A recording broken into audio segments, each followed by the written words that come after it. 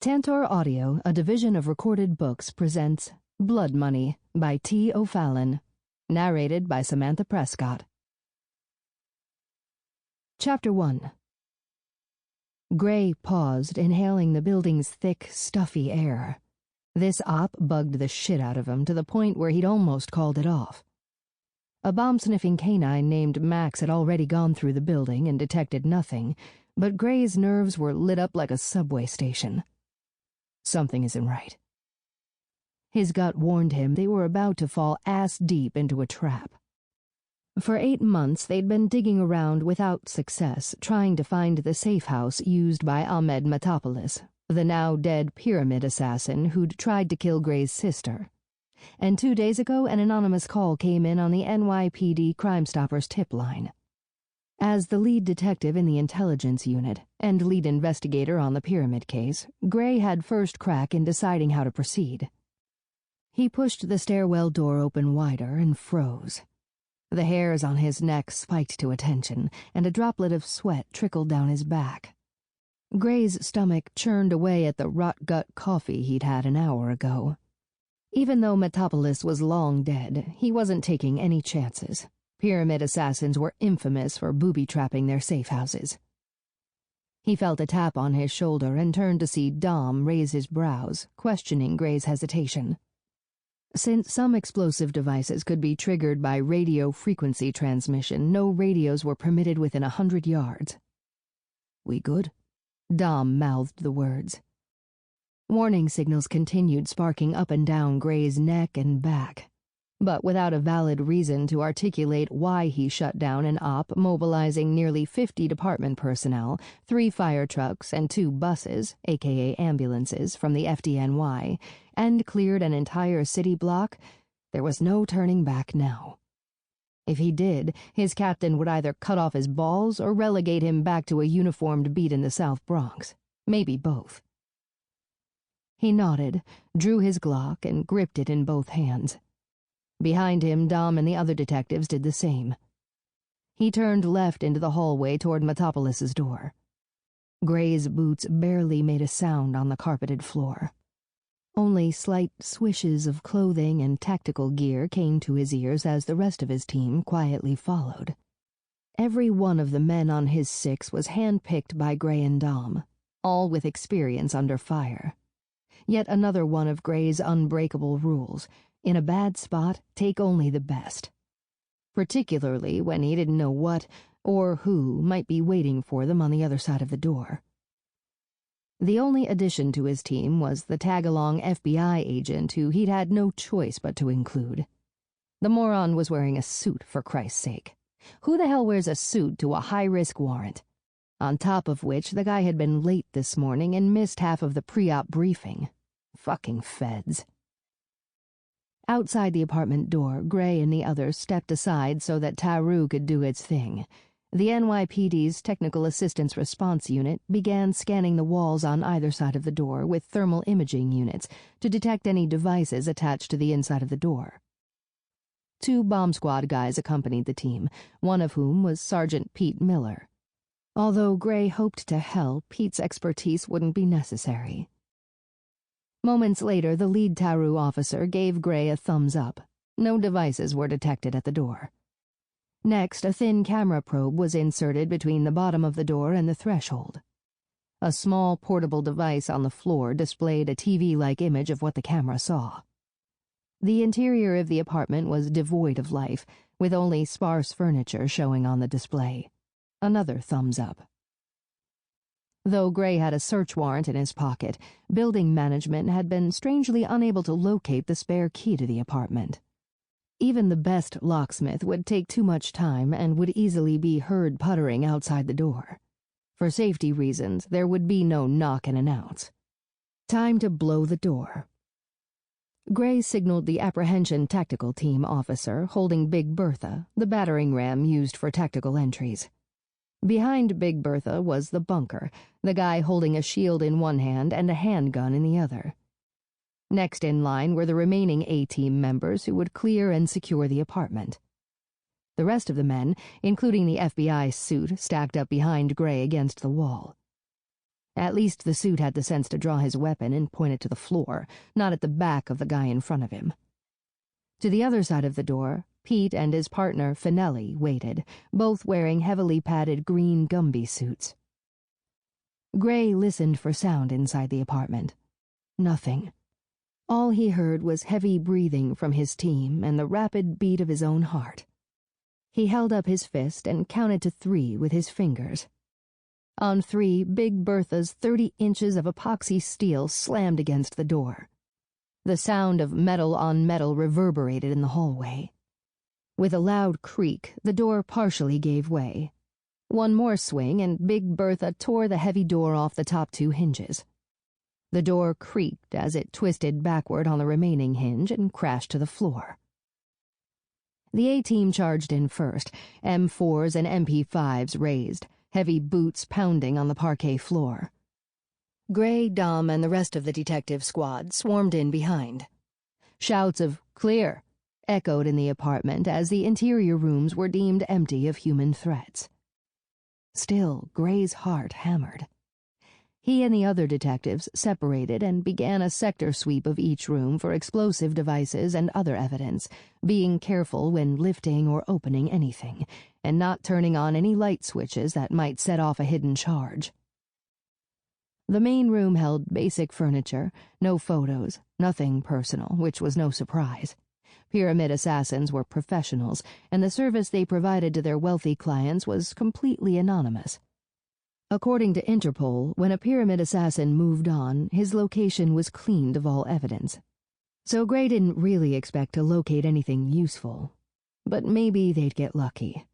Even the best occasionally slipped up. "Got a laptop," Dom called from another room. "You gotta be fucking kidding me," Gray muttered as he hustled into the small bedroom on the south side of the apartment. Perched on a wooden desk was a closed silver laptop. No power cord, no cables. With the lights still off and the shades down the way they were when they'd made entry, the room was dimly lit at best. Gray flicked on his tactical flashlight and knelt to shine it under the desk. No wires and no devices, that he could see. "Pete," he shouted over his shoulder to the bomb squad leader. "What do you got?" Pete and Finelli entered the room. Each carried a black, hard-sided case. "Sniff the laptop." Gray stepped aside to give Pete and Finelli room to work. The men laid their cases on the floor beside the desk, and Pete opened the one containing a portable radiation detector. "Shine the light on the thing, would you?" Gray did as Pete asked. Then, with slow, precise movements, Pete passed the detector over and around the laptop, then under the desk. "Negative rad." Pete packed up the rad meter while Finelli removed another device from the other case. This gadget Gray recognized as a trace detection unit that identified explosives, chemical warfare agents, and toxic and industrial chemicals. With motions similar to those Pete used with the rad meter, Finelli scanned the laptop and the entire area surrounding the desk. "Nada," Finelli said, and began packing up the device. Gray trusted Pete's abilities to sniff out explosives as he trusted no other soul. Between his time in the Middle East and with the NYPD, Pete had detected and deactivated more devices than anyone in department history. "This doesn't make sense." Dom dragged a hand across his stubbled chin. "No shit," Gray agreed. "No way would they leave a laptop behind. Sniff it again," he said to Pete. "I got a better idea," Pete said as he left the room, returning a minute later with another hard-sided case. He opened it and hauled out a portable X-ray machine. Next, he unstrapped the top portion of his Gumby suit and donned another vest in its place, this one containing protective lead panels. "You guys might want to step out while I grab a shot." Gray, Dom, and Finelli left the room and watched from the doorway while Pete X-rayed the laptop from several different angles. "Come on back," Pete called, then shrugged out of his vest and dropped it onto the floor. He powered up the small laptop embedded in the cover of the X-ray case. Light from the computer's screen lit the room with a dim, eerie glow. Gray and Dom looked over Pete's shoulder as, one by one, he queued up each image and zoomed in. Pete nodded to his partner.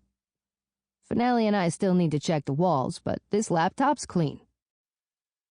From the corner of his eye, Gray noticed the FBI agent now stood at Pete's other side. Gray acknowledged the agent with a nod of his head. Pete pulled a small flashlight from his belt, turned it on, then stuck it between his lips. He angled his head to illuminate the keyboard and began a 3D scan. "I got this," the FBI agent said. Got what? The words didn't register with Gray until the agent reached for the window blinds. "No!" Pete shouted as both he and Gray rushed the FBI agent. "Don't open the—" "Shit," Dom uttered, a step behind Gray. The agent turned, but his arm was still in motion. An explosion rocked the room. The blast hurled Gray into the air. He slammed to the floor, using his hands to shield his face from flying debris. Something sharp lodged in the back of his head. Excruciating pain seared his skull, his eardrums throbbing. Darkness closed in on his vision, and he nearly blacked out. From somewhere far away, he heard shouting, footsteps pounding. "Medics! Somebody get a goddamn medic!" Smoke filled Gray's nose along with a pitchy tar odor often associated with C4 explosives. But something else permeated the air, coating his mouth, his tongue, and his lungs, a distinctly familiar chemical, plastic-like smell. "Son of a bitch," Pete moaned. Beside Pete, Finelli struggled to get to his feet. The Gumby suit had protected him from most of the flying debris, and he appeared unharmed aside from a few scratches on his face. Gray tried hauling his ass off the floor, but something held him in place. "Stay down," Dom ordered in an eerily calm tone, his hand pressing firmly on Gray's shoulder. "All that pretty hair of yours is covered in blood. Let the medics have a look before you go ballroom dancing tonight." "Fuck you," Gray said, thankful his partner was alive and seemingly uninjured. "Not a chance," Dom chuckled. "You're too good-looking for my taste." Gray hazarded a glance to where the FBI agent lay sprawled on his back on the far side of the room. The agent's chest was covered with blood, his suit jacket and shirt torn to shreds. A piece of metal stuck out of the man's forehead. His eyes were open, unseeing. Gray had seen it too many times before. The agent had been killed instantly. Gray exhaled slowly, trying to clear his head. Medics who'd been on standby outside the building poured into the room. One put her hand to the agent's carotid and then shook her head. She and the other medic began checking on Pete, whose face was contorted with pain. Gray struggled to get to his feet. "Sit your ass down." Dom increased the pressure on Gray's shoulder. "No way." Gray shoved Dom's hand away. He struggled to his feet and was nearly overcome with dizziness and nausea. Gray leaned heavily on Dom's arm while he regained his bearings. With Dom's aid, he staggered to the gurney where Pete now lay and clasped the other man's hand. The FBI agent's body lay on the floor beside the gurney. Even though the dumb shit had triggered the blast, Gray felt a deep sense of loss. Ironically, the agent's body had probably taken the brunt of the blast, shielding the rest of them from most of the shrapnel. Pete took a shallow breath. "Nothing there," he gasped, his breath fogging up the oxygen mask. "It would have pegged the meter. Had to be epoxy. The lab will check it out." Gray gave Pete's hand a squeeze just before the medics rolled him out the door. To Dom, he said, "I'd bet my ass he's right. The bomb was probably encased in epoxy, undetectable by standard methods." "Could have been a bad sensor," Dom suggested. "A technical fritz or one of those fuzzy gremlins. Shit happens." "Not to Pete." Gray let Dom lead him to a sofa in the adjoining room. "Pete Miller doesn't make mistakes. If that agent hadn't pulled the blinds, Pete would have found something. Guaranteed." "Yeah, copy that." Dom glanced through the doorway to where the agent's body still lay. Shafts of sunlight poked through the holes in the wall, and clouds of dust hung in the air. Gray and Dom both coughed to rid their lungs of contaminants. With every cough, Gray's head pounded as if someone had taken a hammer to his skull. The female medic set her supply box on the floor at his feet and practically pushed Gray onto the sofa, then began examining the back of his head. He flinched as she jostled whatever piece of shrapnel had lodged itself in his skull. "Don't be such a baby, detective," she said. "Smart ass." He glared first at her, then at Dom when his partner chuckled. "How many fingers am I holding up?" she asked. 3, Gray answered. "Who do you work for?" "The NYPD," he said, knowing these were standard questions meant to ascertain the severity of his head injury. "What's your name and rank?" "Gray Yates, detective." "What's this guy's name?" She hooked a finger in Dom's direction. "Detective Dominic Carew." Gray gritted his teeth, starting to get annoyed. He really wanted to get this examination over with so he could get back to finding out what the hell had happened. The medic began feeling the sides of his neck for neck and spinal injury. "What year is it?" she asked in a calm voice, totally unfazed and clearly not intimidated by Gray's pissy attitude. "Look, little Miss Medic." Gray swatted her hands away. "How about getting that thing out of my skull, slapping on a Band-Aid, and letting me get back to work? The only place you're going," she said in a sharp tone, "is to a hospital on a gurney." "The hell I am." Gray rose from the sofa and swayed, grateful for Dom's steadying hand. "I'm walking out of here on my own 2 feet." "Fine." She held up her hands in defeat. "It's your funeral if you pass out and crack your skull on the pavement. At least sit while I get you that Band-Aid for your boo-boo." Ignoring the jibe, Gray sat down again, relieved at not having to go another round with the ornery medic who, he was coherent enough to realize, was only doing her job. She whipped out a shiny set of tweezers from her kit, then dug into the back of his head and yanked out a piece of bloody shrapnel that she held up for his inspection. "Got you good, buddy." Dom examined what appeared to be a piece of twisted metal about a half-inch in length and width. "Yeah." Gray hissed in a breath as the woman slapped something onto the back of his head that stung like a son of a bitch. Out in the hallway, Gray's captain let fly a round of curses. "I want answers, damn it!" Captain Cree shouted. "What good is a bomb squad if they can't even detect a fucking bomb? I'm gonna have Miller's ass on a plate." As the medic applied a Band-Aid, Gray flinched, which only served to make his head throb even worse. "Make sure he gets that stitched up," the medic said to Dom. A few moments later, she packed up her kit and disappeared through the door. Over Captain Cree's shouting, Gray heard Dom grunt. "What?" Gray shifted to see Dom surveying the damage. He knew his partner well enough to know something was up. "The explosives must have been hidden behind the wall." Dom pointed to the blast hole.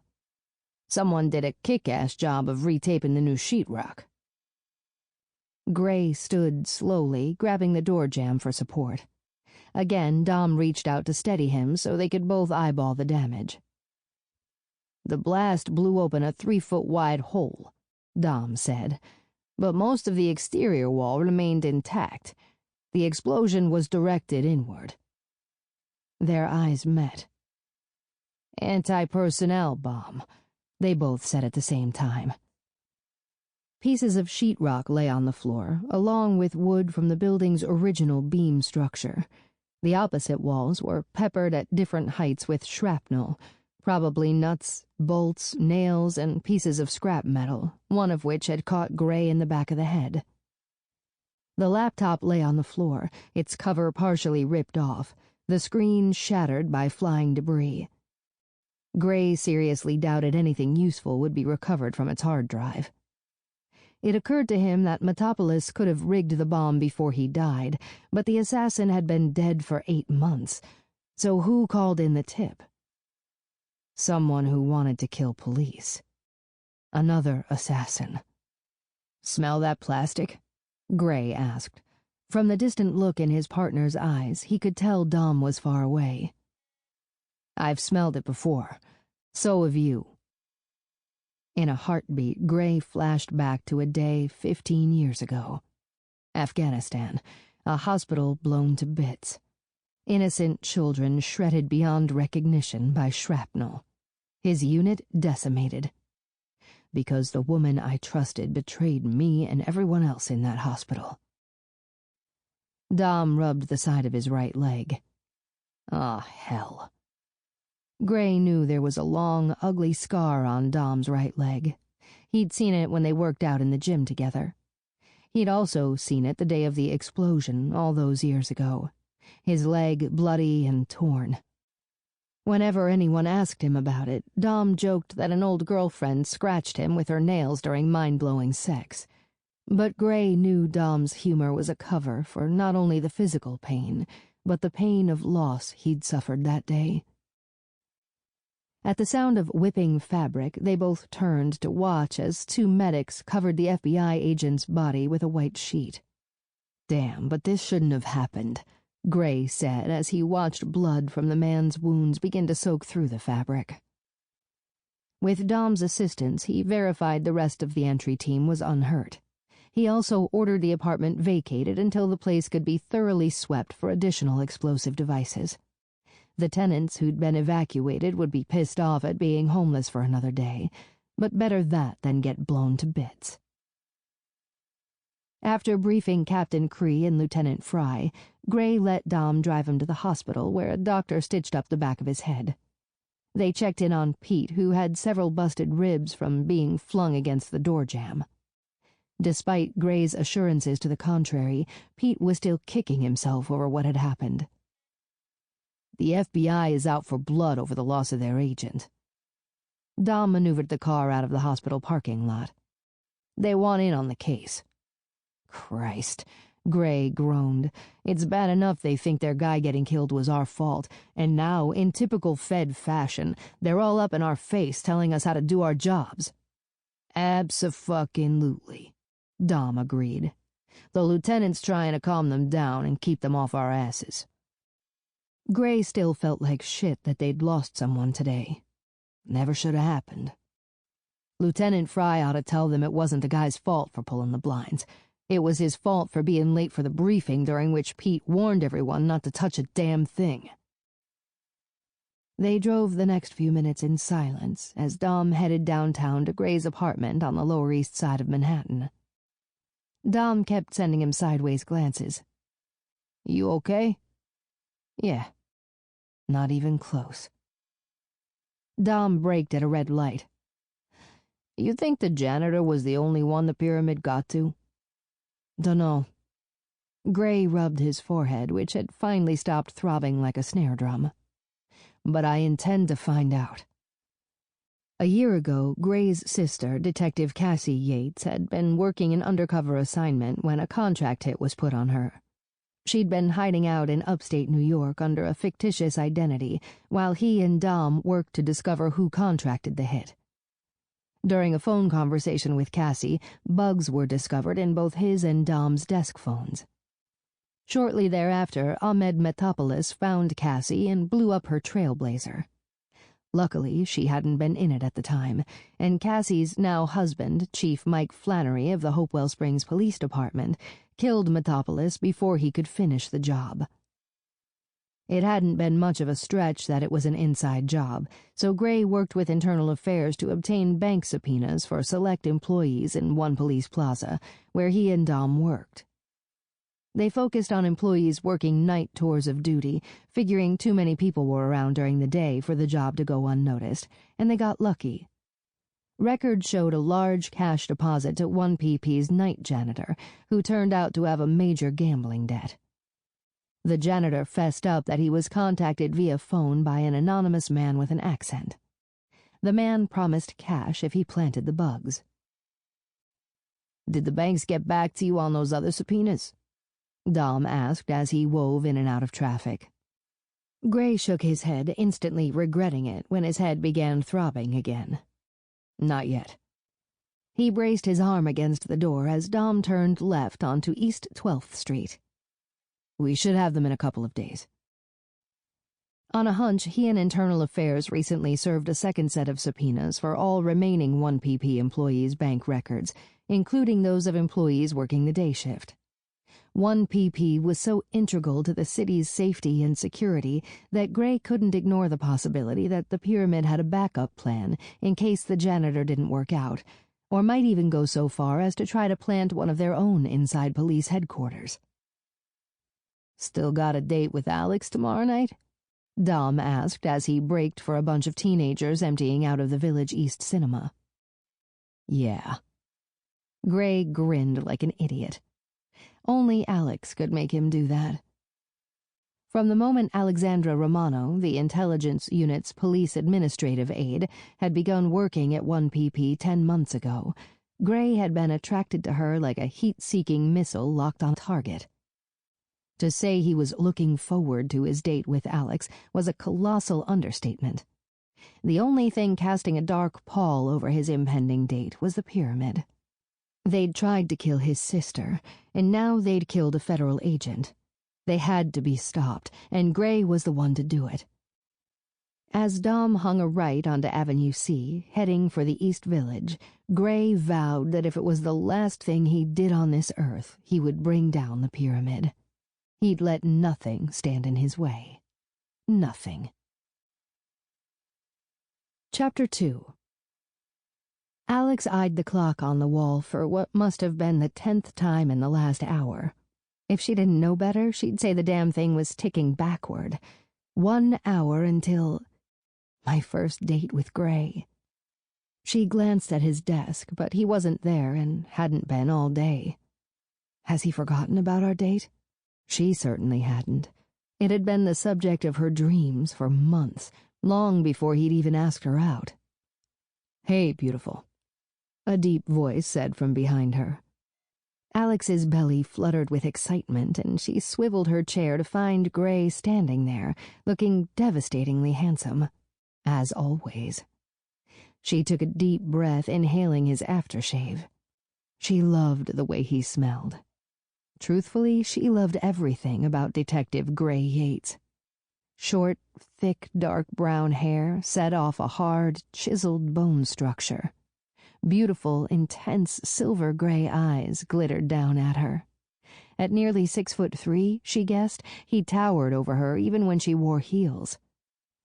In a charcoal gray suit, white dress shirt, and blue tie, he could have modeled for GQ. He sat on the corner of her desk and smiled, though there was a hint of tension to his mouth. "Still on for tonight?" "Of course."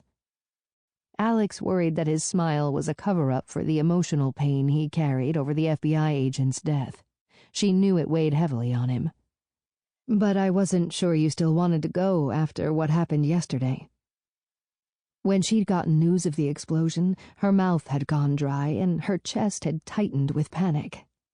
Then word came down that Gray and Dom were all right and that Sergeant Miller would recover. She worried constantly about the danger the men in the squad faced on a daily basis, but where Gray was concerned, that feeling was intensified by a factor of 1,000. He caressed her cheek with his big hand, and everywhere he touched, her skin tingled. "Canceling our date never crossed my mind, especially after what happened yesterday. Life's too short to put off the good stuff." Alex's heart beat faster.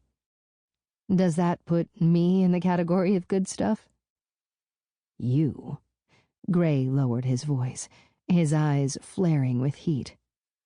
"Are definitely in the category of good stuff, and then some." She put a hand to her chest and batted her eyelashes. "You're just saying that to get me to go out with you. Oh, wait, I already said yes, didn't I?"